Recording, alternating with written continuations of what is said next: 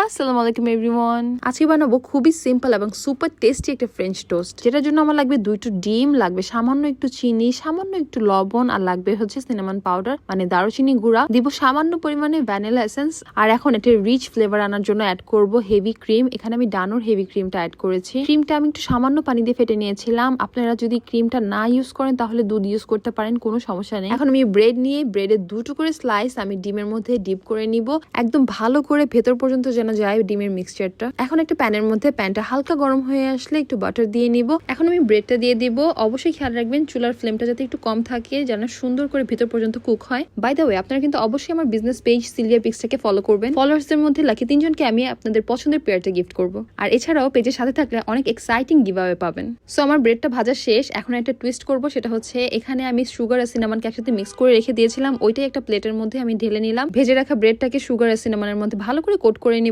এখন আমি দুইটা ব্রেডের মাঝখানে একটা ফিলিং দিব, সেটা হচ্ছে বানানা ফিলিং। আপনাদের কাছে যদি স্ট্রবেরি থাকে আপনারা স্ট্রবেরি ফিলিং দিতে পারেন। আর বানানাটা যদি পুরোপুরি ইউজ করা না হয়, বাকি বানানাটা এভাবে ফোর্ক দিয়ে খেয়ে ফেলবেন। সো এই ফ্রেঞ্চ টোস্টের উপরে আমি একটা ভ্যানিলা আইসক্রিম দিয়ে দিব, আর দিয়ে দেবো একটা চকলেট। আপনারা চাইলে উপরে কোনো সিরাপ অথবা চকলেট সস ড্রেজল করে নিতে পারেন। আমার কাছে ছিল না, সো আমি অ্যাড করি নাই। রেসিপির ডিটেল ক্যাপশনে অথবা কমেন্টে পিন করা পেয়ে যাবেন। So it's all for now. See in the next video. Bye, thanks for watching.